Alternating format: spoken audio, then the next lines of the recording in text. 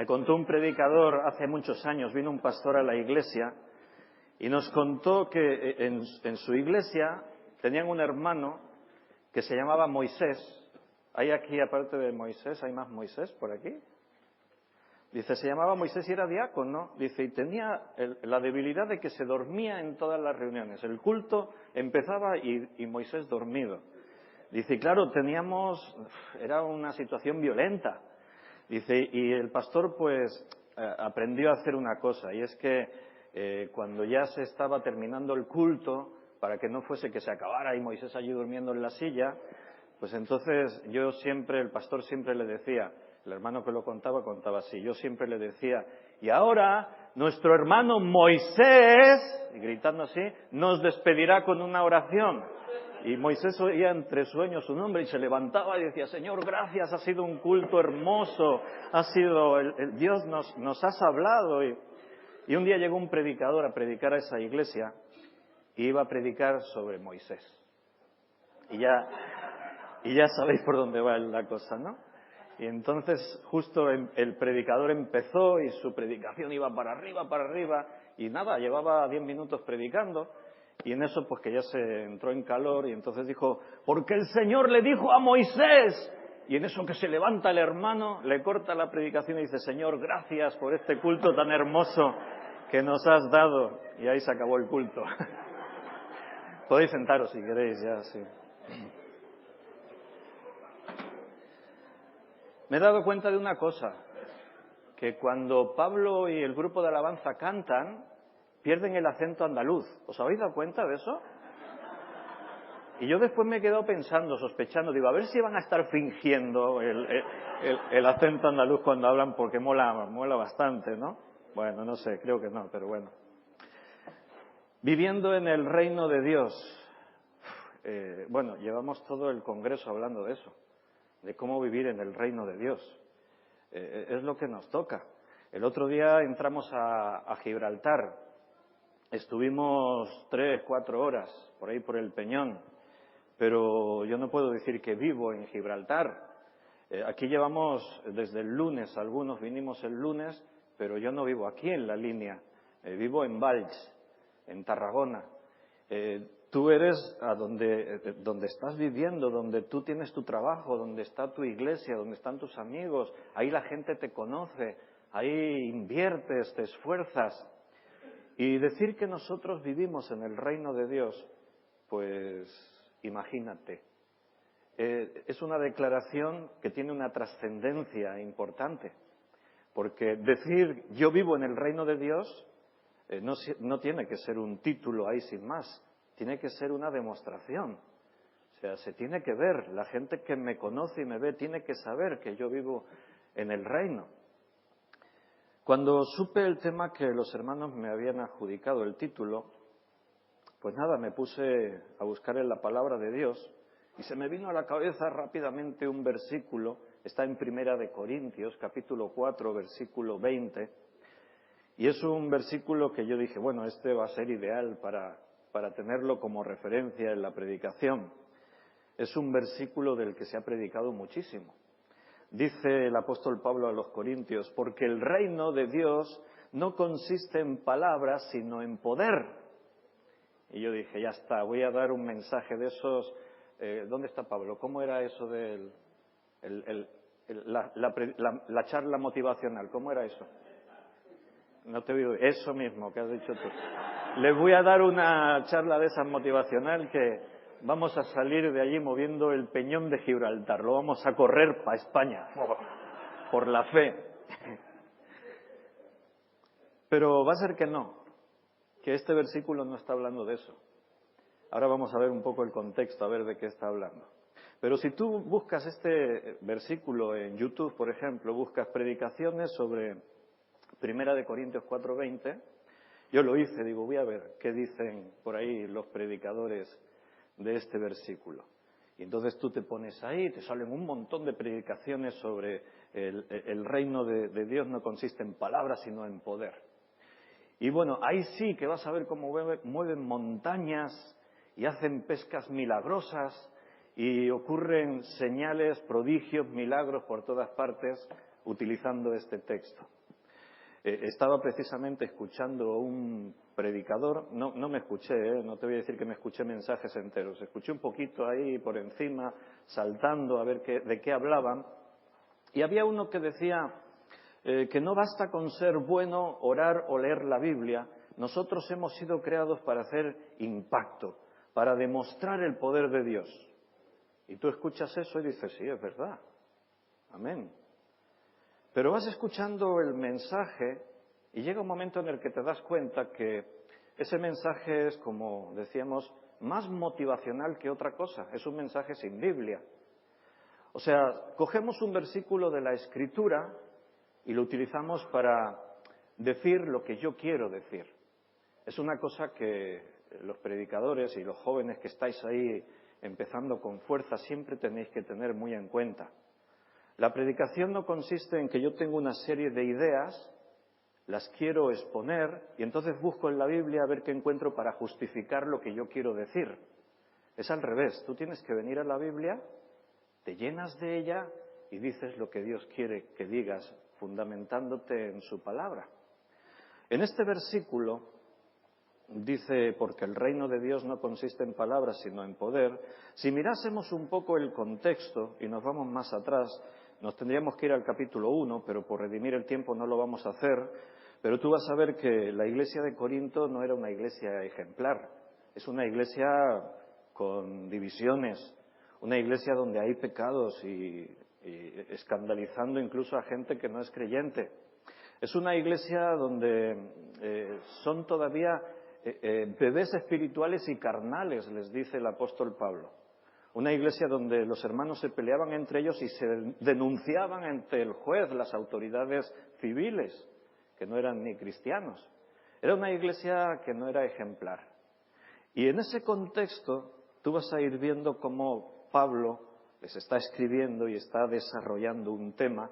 Si miramos un poquito en el capítulo 3, ahí es donde les dice que, en versículo 3, dice, porque aún sois carnales, pues habiendo entre vosotros celos, contiendas, disensiones, no sois carnales y andáis como hombres. Fíjate lo que les dice. Yo no sé, me imagino que algunos que otros corintios por allí se ofenderían de la carta que Pablo les está enviando. Y si no, léete también el capítulo 2, lo que les dice ahí, ¿no? Pero Pablo va desarrollando su tema, les va explicando del versículo 6 al 11, les está hablando la obra, cómo se desarrolla. Yo planté, Apolos regó, el crecimiento lo ha dado Dios. Te darás cuenta que está hablando de que la palabra de Dios se sembró en la iglesia en Corinto. Esa palabra tiene que dar fruto. Así va hablando, se mete en el capítulo 4, en el versículo 1 dice, así pues tengamos los hombres por servidores de Cristo y administradores de los misterios de Dios. Dice en el versículo 3, yo en muy poco tengo el ser juzgado por vosotros o por tribunal humano, y ni aun yo me juzgo a mí mismo. Ahora vas a leer y te vas a dar cuenta que Pablo está haciendo frente a la realidad que desde la propia iglesia venían muchas críticas hacia su persona. Le criticaban, lo juzgaban. Y Pablo les está hablando, hay una parte de ironía muy buena en este pasaje. Pablo se defiende utilizando de esa figura retórica que es la ironía, pero de una forma sana, correcta, bíblica, fundamentada en la justicia de Dios. Voy a leer un poquito aquí en este capítulo 4 para que vayáis viendo. Dice, versículo 4, porque aunque de nada tengo mala conciencia, no por eso soy justificado. Pero el que me juzga es el Señor. Así que no juzguéis nada antes de tiempo, hasta que venga el Señor, el cual aclarará también lo oculto de las tinieblas y manifestará las intenciones de los corazones. Y entonces cada uno recibirá su alabanza de Dios.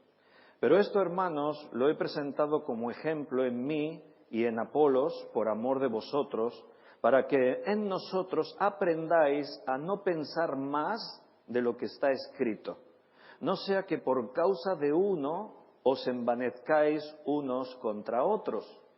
Porque ¿quién te distingue? ¿O qué tienes que no hayas recibido? Y si lo recibiste, ¿por qué te glorías como si no lo hubieras recibido? Fíjate ahora la ironía. Ya estáis saciados, ya estáis ricos, sin nosotros reináis. Y ojalá reinaseis para que nosotros reinásemos también juntamente con vosotros. Ahí aparece el concepto reino. Ya reináis. Ojalá, dice, reinaseis para que nosotros reinásemos. Porque, según pienso, Dios nos ha exhibido a nosotros los apóstoles como postreros, como a sentenciados a muerte, pues hemos llegado a ser espectáculo al mundo, a los ángeles y a los hombres. Nosotros somos insensatos por amor de Cristo, mas vosotros prudentes en Cristo. Nosotros somos débiles, mas vosotros fuertes. Vosotros honorables, mas nosotros despreciados.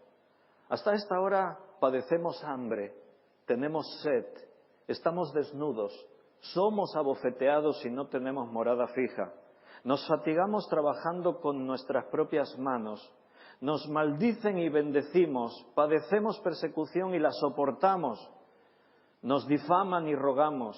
Hemos venido a ser hasta ahora como la escoria del mundo, el desecho de todos. No escribo esto para avergonzaros, sino para amonestaros como a hijos amados. Porque aunque tengáis 10.000 años en Cristo, no tendréis muchos padres, pues en Cristo Jesús yo os engendré por medio del Evangelio. Por tanto os ruego que me imitéis. Por eso mismo os he enviado a Timoteo, que es mi hijo amado, fiel en el Señor, el cual os recordará mi proceder en Cristo, de la manera en que enseño en todas partes y en todas las iglesias. Mas algunos están envanecidos, como si yo nunca hubiese de ir a vosotros, pero iré pronto, si el Señor quiere, y conoceré no las palabras, sino el poder de los que andan envanecidos, porque el reino de Dios no consiste en palabras, sino en poder. Y les va a decir, ¿qué queréis? ¿Cómo queréis que vaya? ¿Iré a vosotros con vara o con amor y espíritu de mansedumbre? Wow, me gustaría ser como Pablo, poder predicar de esa manera, con esa autoridad, sin intimidarse. Porque ¿sabes lo que pasa cuando te pones aquí al frente, así como estamos ahora? Que hay hermanos de diferentes iglesias, hay gente que no conoces. A veces piensas, no sé si digo algo y ofendo a alguien. No sé si diré algo que alguno se va a enfadar conmigo. A Pablo parece que no le preocupaba eso. Parece que pertenecer al reino implica seguir las normas del reino. Y eso es algo que tenemos que asumir todos. Y asumir esa parte desagradable que nos difaman, hemos venido a ser el desecho de todos, estamos ahí padeciendo hambre, tenemos sed, estamos desnudos, somos abofeteados, implica que a veces la predicación de la palabra de Dios no es popular, no le gusta a todo el mundo. La palabra nos confronta con la realidad en la que cada uno vivimos. La palabra de Dios nos deja expuestos en nuestras debilidades, en nuestros pecados. Y ahí es donde a ninguno nos gusta. A los corintios no les gustaba escuchar esta carta. Nosotros decimos, vamos a leer los Corintios, y decimos, qué buena esa carta, cómo nos bendice. Cuando esta carta se leyó en la iglesia, los corintios estaban inquietos, se removían en las sillas. Algunos estaban pensando, ¿y este Pablo quién se cree que es? Que venga, y que traiga la vara, ya veremos, ya nos veremos cara a cara. ¿Os habéis dado cuenta que no habla de prodigios, señales y milagros este pasaje? Solamente con haber leído el versículo 19, que es el que hay antes del 20, ya habríamos entendido, pero quise que nos fuésemos un poquito más atrás. El 19 decía, pero iré pronto a vosotros si el Señor quiere, y conoceré no las palabras, sino el poder de los que andan envanecidos. Porque el reino de Dios no consiste en palabras, sino en poder. Una cosa es lo que tú digas y otra cosa es los frutos que tú demuestres. De eso está hablando el pasaje. No está hablando y veré a ver si sois capaces de mover montañas con vuestra fe. No, está diciendo a ver si lo que decís es verdad o no. Por sus frutos los conoceréis, decía Jesús. Cuando tú ves un árbol que tiene así colgando de las ramas manzanas, ¿qué es lo que dices? Esto es un peral, ¿qué peral más bueno? No, dices, esto es un manzano. Y si alguien te dice, no, no es un manzano, es un melocotonero, tú lo miras y le dices, no, ¿lo has mirado bien? Es un manzano. ¿Por qué sabes que es un manzano? Por los frutos que da. Porque da manzanas. Jesús dijo, por sus frutos los conoceréis. Cuando tú hablas y dices lo que eres, ya sabes que tus palabras tienen una fuerza, pero tus hechos, tus obras, van a confirmar lo que dices. Puedes hablar mucho, pero quizás no se ve el poder realmente en lo que estás diciendo. La palabra de Dios es el fundamento en el reino. Sin la palabra de Dios, esto sería una religión más. De esto se está hablando en todo el Congreso. A mí me resulta muy interesante y curioso, no dejo de sorprenderme después de 40 años de cristiano, que Dios sigue hablándonos cada vez que nos reunimos con ese propósito y abrimos su palabra. Pero la palabra de Dios no puede ser manipulada, la palabra de Dios no puede estar cerrada, no puede estar olvidada. La Iglesia que fundamenta su vida basándose en actividades, en entretenimiento y en otras muchas cosas, perdió la esencia. En esto que hemos leído, por ejemplo, a veces nos encontramos con versículos y no sé si a veces entendemos todo lo que leemos. Aquí hemos leído en el versículo 5, por poner un ejemplo, porque aunque tengáis 10.000 ayos en Cristo, no tendréis muchos padres, pues en Cristo Jesús yo os engendré por medio del Evangelio. ¿Qué es eso de aunque tengáis 10.000 ayos en Cristo? ¿Qué es un ayo? ¿Un cuidador? ¿Sí? Algunos miran así con cara de extraño. Algunos hasta han movido la cabeza diciendo que no. ¿Qué es un ayo? Ahora ya os he puesto ya duda, ahora estáis todos ahí pensando, mejor me callo y no digo nada. Los que habéis dicho un cuidador vais por ahí, ahí está la explicación. Un ayo es eso, un cuidador. Es aquella persona, según el diccionario, vendría a ser el que cuida la educación de los niños, el que cuida, el que educa, el que vela por eso. Pablo dice, aunque tengáis 10.000 ayos, podéis tener un montón de maestros, de gente que os enseñe cosas, pero solo tendréis un padre espiritual. Pablo fue el que les predicó el Evangelio y ellos se convirtieron. Así que él entiende que tiene una responsabilidad y una autoridad sobre ellos. Esa autoridad que lo lleva a confrontarlos por amor. Dice que el propósito de decirles todo esto es para amonestaros, pero no como enemigos, como gente a la que me caéis mal. No, amonestaros como a hijos amados. En la Iglesia tiene que existir ese principio, claro, para que juntos podamos crecer. Fueron engendrados por el Evangelio, dice. Él es el papá espiritual, pero él no los engendró. Fue el Evangelio el que los engendró en Cristo. Él les predicó y el poder de la palabra hizo el resto. El Espíritu Santo usa la palabra para provocar ese milagro en cada uno. Por eso dice en Efesios, y cuando esta mañana Juan Antonio citaba en Hebreos, que la palabra de Dios es la espada del Espíritu, dice. El Espíritu usará esa palabra con poder para transformar nuestra vida, para provocar ese milagro de pasar de la muerte a la vida, de convertirnos en una nueva criatura, en una nueva creación. Ese es el poder de la palabra de Dios. ¿Dónde tiene que estar la espada? En la boca, dijo alguien por ahí. Hemos escuchado el mensaje de Juan Antonio. ¿Dónde tiene que estar la palabra? En nuestra boca. Tenemos que estar llenos de la palabra de Dios. La palabra no puede estar olvidada. En los momentos de la historia cuando la palabra se cerró y no se leyó, cuando la Biblia no se leía, no se estudiaba, la Iglesia se sumió en la más profunda oscuridad, porque dejaron la luz. Lámpara es a mis pies tu palabra y lumbrera en mi camino, dice el Salmo 119. La palabra de Dios nos ilumina, nos habla. No es un libro cualquiera, es algo especial. Como decía Yolanda el otro día, esto es una biblioteca. Son 66 libros. ¿Sabes que la Biblia se tardó en escribir 1600 años? Más de 40 autores distintos la escribieron en ese vasto periodo de 1600 años. Entre esos escritores había reyes, poetas, pescadores, había gente del campo más inculta, había otros más cultos como Lucas, que era un hombre con una cultura, era médico, era griego. Pero es impresionante que están escribiendo todos sobre un mismo tema, un mismo propósito. El centro de la Escritura es Jesucristo. La Biblia trata temas complejísimos y todos estos hombres escribieron complementándose entre sí. Moisés escribe Levítico y el autor a los Hebreos escribe, y si no tuviésemos los dos libros no entenderíamos muchas cosas. Se complementa uno con el otro. ¿Cómo puede ser? ¿Cómo es posible?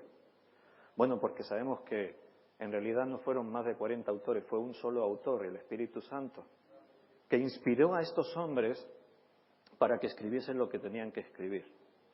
Propone a 2 o 3 escritores en este mundo que escriban sobre un tema, no sobre todos los temas profundos de la Biblia, sino sobre un tema así complejo, un tema de estos difíciles.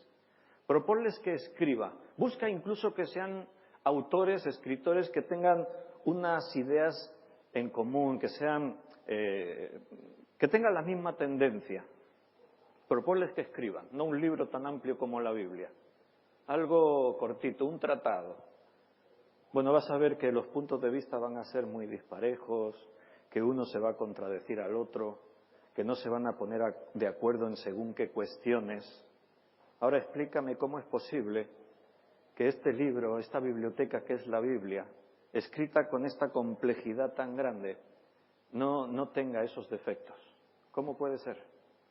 Bueno, porque Dios nos dejó algo que era necesario, una palabra escrita. El reino de Dios no se podía fundamentar en el Dios me ha dicho. La revelación privada no podría ser. ¿Por qué? Porque teniendo la Biblia escrita y se manipula de todas las formas posibles, la palabra de Dios es única no solo en su composición, es única en cuanto a que es el libro más perseguido de todos los tiempos. Pero eso no le quita el primer puesto de ser el libro más vendido, más leído de todos los tiempos. La palabra de Dios es el libro más atacado, manipulado en cuanto a tratar de hacerle decir lo que no dice. La palabra de Dios realmente es la palabra de Dios porque ha triunfado después de todos estos siglos. Se han quemado millones de Biblias, se ha intentado difamarla por todos los medios. Seguro que habéis escuchado algunas de las conferencias de Antonio Cruz cuando habla de la ciencia de la que la Biblia habla. Antes de que la ciencia estableciese según qué leyes y principios, la Biblia ya los decía. La Biblia tiene una autoridad en todos los sentidos y siempre la Biblia ha estado respaldada por los descubrimientos arqueológicos, por el registro fósil. Los datos históricos que nos dan son impresionantes. Es nuestro manual de viaje. No podemos vivir en el reino si no estamos llenos de la palabra de Dios. No podemos vivir en el reino si no estamos dejando que la palabra de Dios sea la que ilumine nuestro caminar, nuestra vida. ¿Te acuerdas que Jesús, una de las formas de enseñar que más utilizó fue la parábola? Y las parábolas, ¿cuál era el fondo de la parábola? ¿Cuál era el propósito de enseñar por parábolas? ¿Qué es lo que Jesús quería ilustrar? Bueno, pues te habrás dado cuenta que la gran mayoría de parábolas comprenden el enunciado que dice, porque el reino de los cielos es semejante a... O sea, Jesús utilizaba situaciones de la vida cotidiana para tratar de enseñar en qué consiste el reino de Dios. Porque el reino de los cielos es semejante a un hombre que... Porque el reino de los cielos es semejante a aquella mujer que... Y utilizaba esas historias para que pudiésemos comprender en qué se basa el reino de los cielos. El mismo Jesús, Juan el Bautista, Jesús, su predicación era: arrepentíos porque el reino de los cielos se ha acercado. E incluso cuando nosotros oramos, el Señor nos enseñó en lo que conocemos como el Padre Nuestro, que tendríamos que completar nuestra oración con la petición de que venga tu reino, que se haga tu voluntad, que tu reino venga. Algunos dirán, pero ya vino. ¿Por qué tenemos que orar diciendo venga tu reino? Bueno, quizás tenemos que ir aprendiendo mucho más, aún después de llevar 40 años de creyentes, aún seguimos aprendiendo del reino. ¿Qué sabemos sobre el reino? Bueno, la Biblia habla muchísimo de este tema. Por eso me metieron en un problema cuando me dieron este mensaje, porque yo digo, si me hubiesen dado 3 congresos para poder explicar esto del reino, pero ahí seguiremos aprendiendo. Dios sigue tratando con nosotros y nos va a seguir enseñando. Así que simplemente estamos dejando unas nociones fundamentales sobre esto. Como cuando Jesús, por ejemplo, nos dijo en el Evangelio de Mateo, lo tenemos, versículo 3, informándonos de quiénes son los que forman parte del reino, Él dijo: de cierto os digo que si no os volvéis y os hacéis como niños, no entraréis en el reino de los cielos. Y un poquito más adelante, en el capítulo 19, versículo 14, Él va a decir: dejad a los niños venir a mí y no se lo impidáis, porque de los tales es el reino de los cielos. Y estos versículos que conocemos muy bien y que todos sabemos desde siempre, siempre nos dejan esa imagen entrañable de Jesús rodeado de niños, pero con una enseñanza a veces preocupante, porque yo me planteo, ¿y yo seré como un niño? Porque Jesús dice que de ellos es el reino de los cielos. ¿Seré como un niño? En el contexto en el que Jesús lo está diciendo. Porque Pablo le dice a los corintios: teniendo que hablaros como adultos, os tengo que hablar como niños, como a carnales. Pero Jesús no está utilizando el mismo sentido de la palabra niño, está hablando de la sencillez, de la inocencia, de la capacidad que tiene un niño de creer a su papá. Eso es lo que Dios espera de ti. Que si Dios te dice esto es blanco, tú digas es blanco, aunque lo veas negro. Creer lo que Dios te dice. Estaba un día pintando en la habitación le estaba pintando la habitación a mi sobrina Eva, ahora ya es más grandecita, pero cuando iba a nacer, pues mi sobrino Neftalí me pidió que si le podía pintar la habitación. Fui a pintársela y escogieron un color así como un color rosa, un rosadito así. Y yo estaba allí pintando, ya tenía la habitación prácticamente pintada, y llega el hijo de mi sobrino, Ethan, que en ese momento debía tener como 7 años, algo así. Llega Ethan, entra a la habitación, dice: ¡oh! ¡Qué color rosa más bonito! Dice. Y yo lo miro serio para hacerle broma, y le digo: no, pero digo, no es rosa, digo, es azul. Ethan primero me miró así como extrañado, después miró la pared, y dijo: pues es un color azul muy bonito. Entonces yo ya, claro, me reí y le dije: no, Ethan, que te estoy bromeando, que sí que es rosa. Pero me resultó muy interesante cómo un niño es capaz de creer en lo que tú le digas. Es el adulto, es el experto, es el que sabe. El papá dice, pues es lo que dice mi papá. El problema es que Dios muchas veces nos dice cosas, su palabra nos habla, y muchos que decimos somos cristianos, siempre ponemos un pero. Sí, la Biblia dice pero. Sí, Dios dice aquí, pero es que yo lo veo de otra forma. Es que Dios dice que esto es azul, pero yo lo veo rosa. Dios le dijo a Abraham: sacrifícame a tu hijo, y Abraham podía haber dicho: bueno, eso me está pidiendo Dios, pero no tiene sentido, porque Él dijo que me daría a un hijo y ha cumplido su promesa, y que me daría un hijo para que de él viniese una gran descendencia. Pero dice la Escritura que Abraham creyó a Dios y le fue contado por justicia, y Abraham creía que si hace falta, si tengo que matarlo, pues sé que Dios cumplirá lo que dijo, así que si hace falta Él lo levantará de los muertos a Isaac. Esa fe que necesitamos para poder vivir en el reino, la fe de un niño. Si no nos hacemos como niños, no entraremos en el reino de los cielos. Así que es algo para meditar, para pensar, ¿Dónde me encuentro? Aquí mismo en Mateo capítulo 7, versículo 21. Ahí tienes una declaración de Jesús, de esas que nos preocupan. No todo el que me dice, Señor, Señor, entrará en el reino de los cielos, sino el que hace la voluntad de mi Padre que está en los cielos. Así que estamos viendo que para ser parte del reino de los cielos, para ser partícipe del reino de Dios y para entrar en ese reino, a veces parece que quizás no sea tan fácil. Hacen falta requisitos. Y no requisitos académicos. No es que los sabios entrarán y los que son ignorantes no. No, está hablando de cosas que todos pueden conseguir, cosas a las que todos tenemos acceso. La capacidad de creerle a Dios, de estar dispuestos a seguir por donde Él nos indique, por donde Él nos muestre en el camino. Los evangelios están llenos de palabras de Jesús que tienen que ver con esto. También aquí mismo en Mateo, así no nos vamos muy lejos de lo que estamos hablando.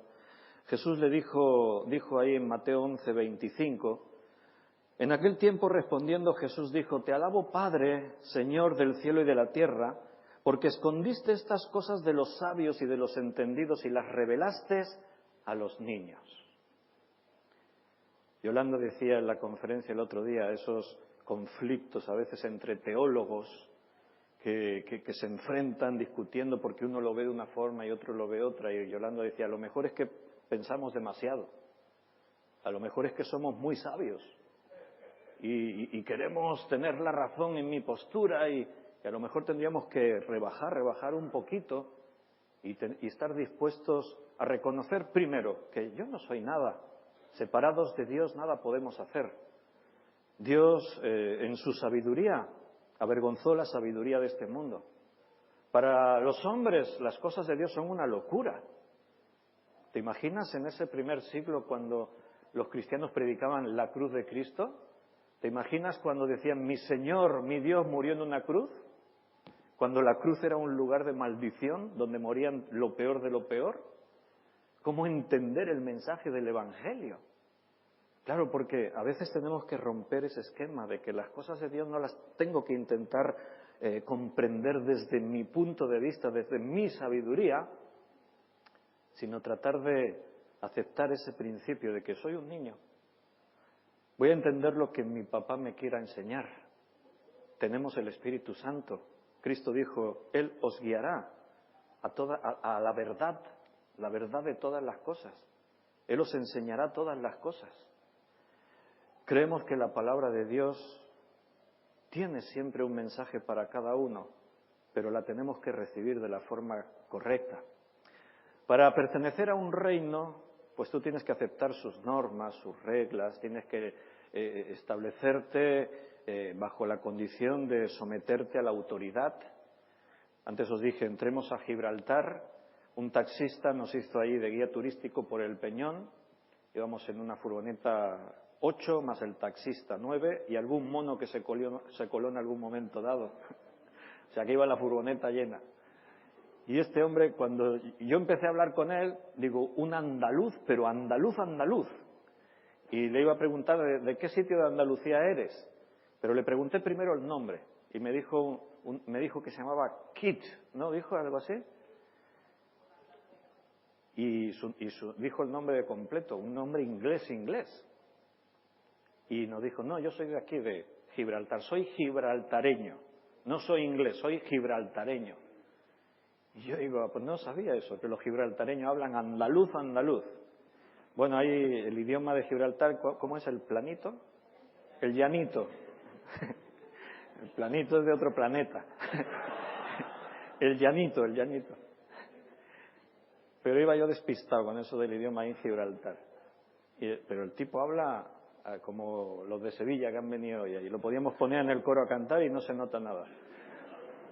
Bueno, no, que cuando cantáis no tenéis acento andaluz. Perdón. Entonces, pero él dice, no, yo vivo aquí en Gibraltar y me gusta vivir aquí. Claro, yo voy entendiendo, por eso no quieren que pase a ser propiedad de España, porque ahí están encantados de la vida. Son de Gran Bretaña, pero están aquí independientes. Viven ahí, hablan en andaluz.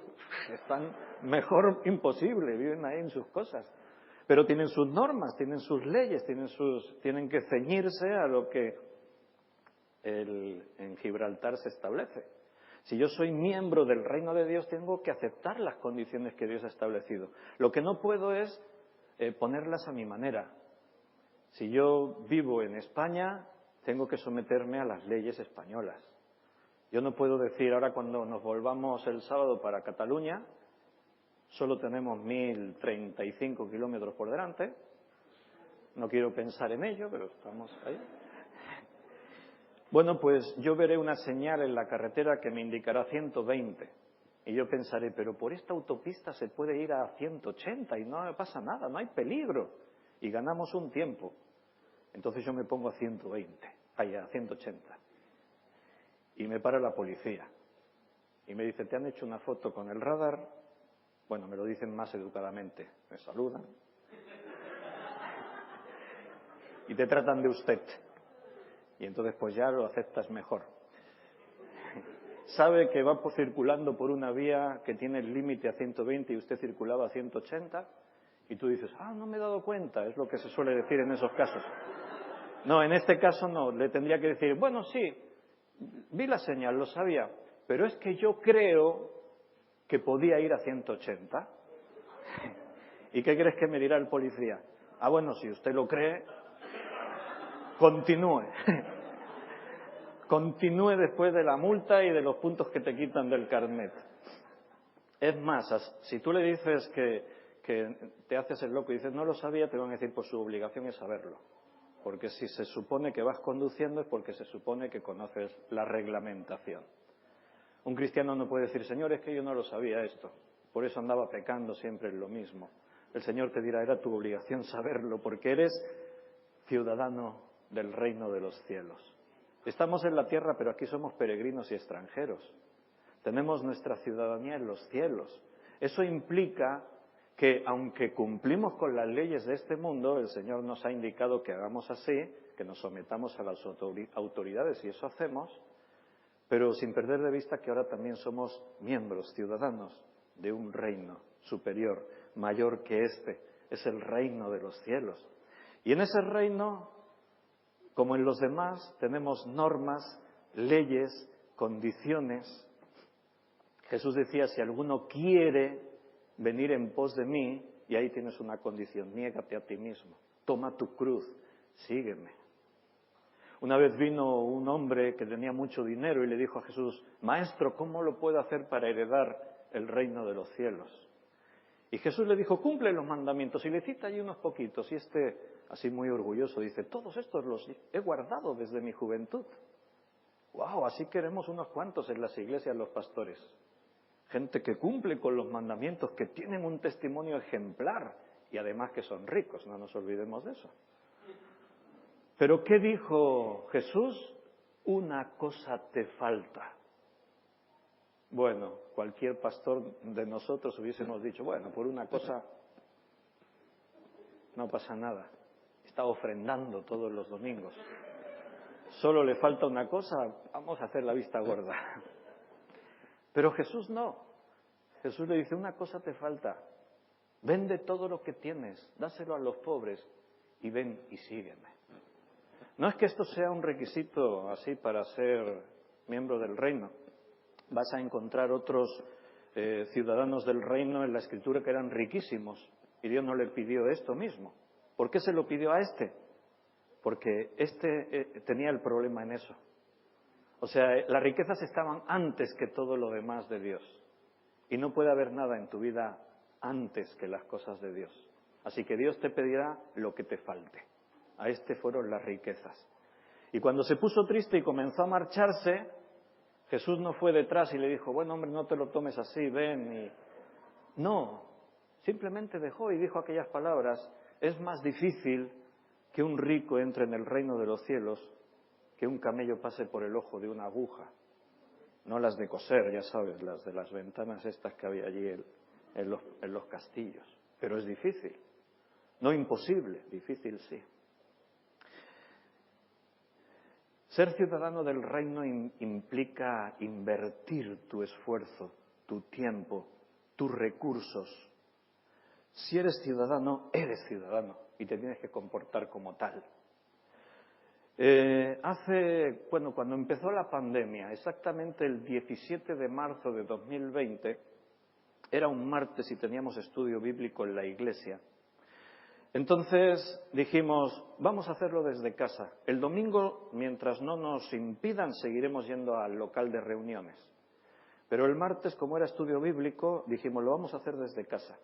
Así que yo desde mi despacho en mi casa retransmití el estudio en directo por el Facebook de la iglesia.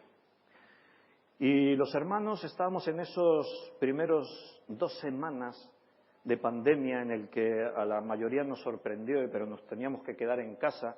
Algunos trabajaban porque tenían trabajos que tenían que ver con necesidades así que permitían, pero otros se quedaban en casa, no podían trabajar. Así que terminamos el estudio, había un buen grupo ahí, todos muy animados, qué bien, gloria a Dios. Y alguien dijo, ¿y por qué no hacemos más estudios? Alguien dijo, mañana podríamos hacer otro. Y yo dije, pues sí, pues claro, si estamos ahí en casa, que total se nos hacen las horas larguísimas. Así que el día miércoles 18 de marzo hicimos otro estudio. Y dijimos, pues vamos a seguir. Y el jueves hicimos otro, y el viernes otro. Y se acabaron los 15 días, aún seguían restricciones. Pero los hermanos decían, vamos a seguir. Si yo insinué alguna vez, bueno, igual tenemos que dejar ya esto, ¿no? Porque ahora ya algunos hermanos dijeron, no, pastor, no.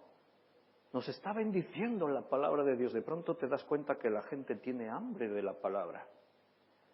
Pero te estoy contando esto para confesarte mis dudas. Porque yo pensé, bueno, esto durante un mes está bien. Pero si tengo que dar un estudio bíblico de 1 hora o 1 hora y pico que los dábamos al principio, cada día,